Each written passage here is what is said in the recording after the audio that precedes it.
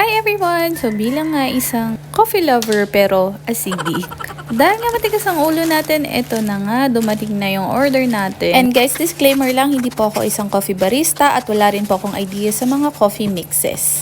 Ito nga yung pinakamura kong syrup na nakikita online. Eventually, mag-upgrade tayo. Huwag kayong mag-alala. Wait lang kayo dyan.